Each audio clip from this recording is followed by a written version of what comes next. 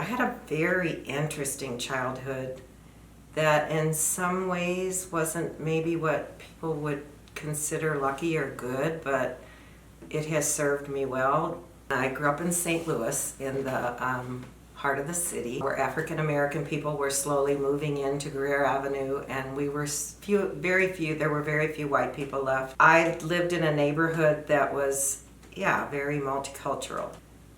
It was different living in the city as a little girl. Lots of little pockets of international communities, the Slovaks, the Italians, the Polish, and moving to the suburbs.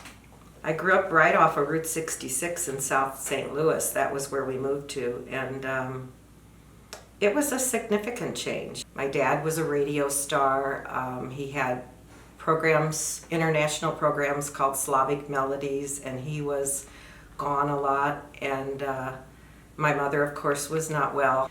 And so I have childhood memories of a very loving, talented, amazing woman who was severely schizophrenic.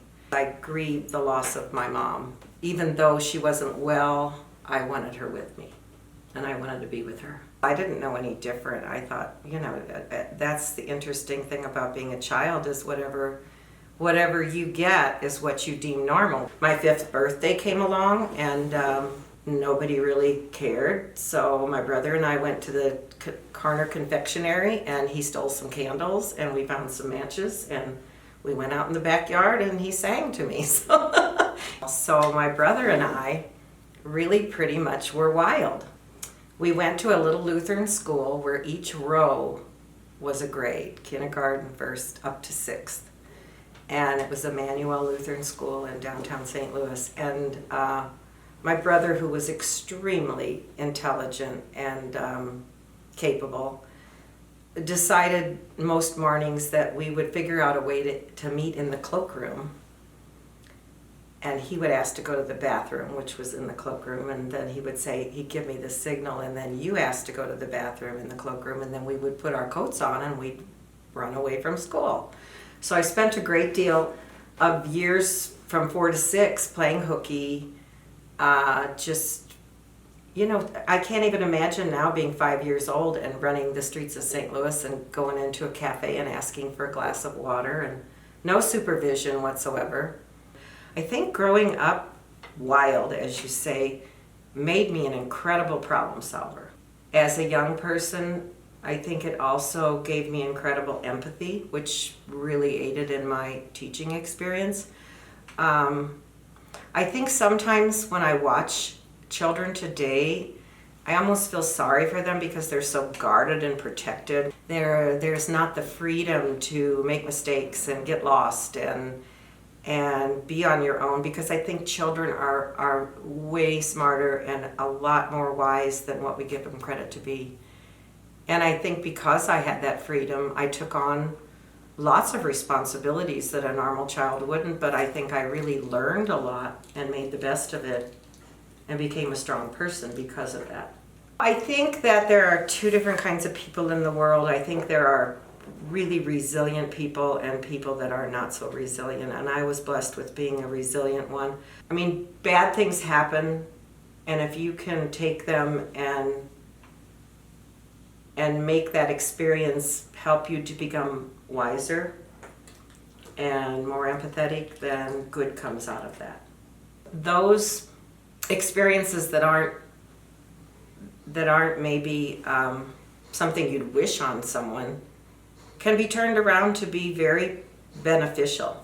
My teaching experience, as I started out with at a preschool and taught for several years at Our Savior's Lutheran Preschool, and just the understanding and empathy I had for the young preschool students who would come in with their baggage, I got it. I mean, because I lived it. I loved the children. Oh my God. But I think that was, the difficulty was breaking into being on for that many years at the preschool and taking on all the problems and heartaches of the littles.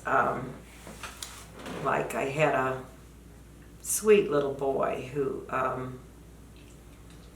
would cry I didn't go to work till 8 o'clock, and some of the children were dropped off at the preschool. It was a preschool daycare, and some of the students were dropped off like at 7, and he would cry from 7 to 8 with his nose up on the window waiting for me to get there, because he bonded with me and he knew it was okay if I was there.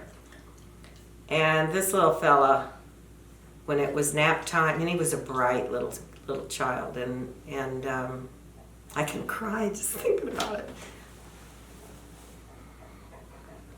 He would have to lay down on his little mat for a nap, and he'd just cry. And I'd hold him, and he'd just cry. And I'm like, you have got to tell Mrs. Conkin, you have to tell me what's wrong. And I didn't know that his parents had divorced and his dad had left. And he said, my mom doesn't love my dad anymore, and I think she won't love me soon. And it just killed me. But I had conferences with his dad and with his mom so that they were aware of the fact that he was terrified of being abandoned and put out of the home for not being loved. And it was a great family. They were hardworking. They had great jobs.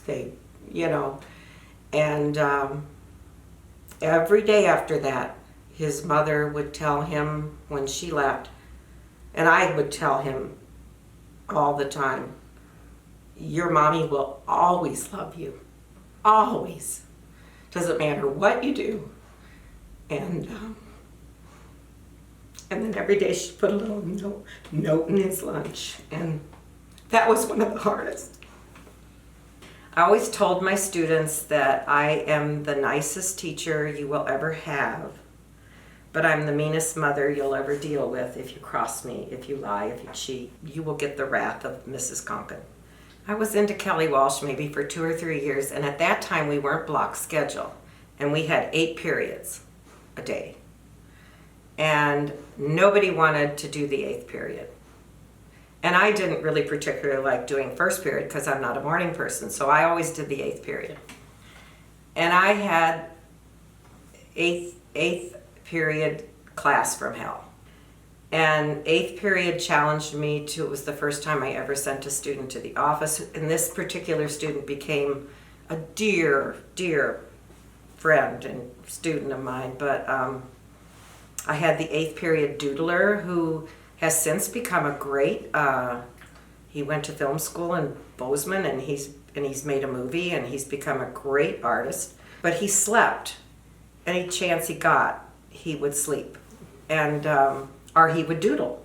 He would draw. And some assignments that required artistic ability, he was amazing. But one day I went by, and Eli was doodling and drawing, and he had done this doodle with me at the range, at the gas range in this kitchen.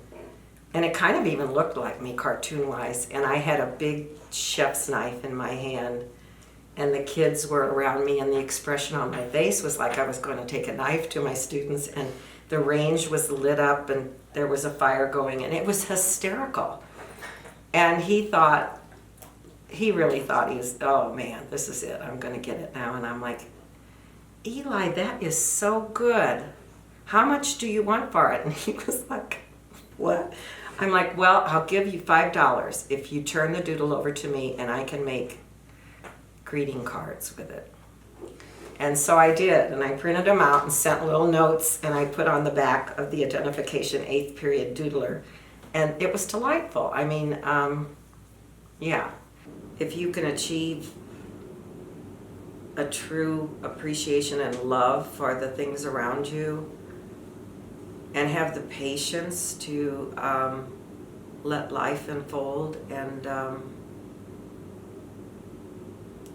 look for the good and have the gratitude for the good in it, I think that will carry you a long way.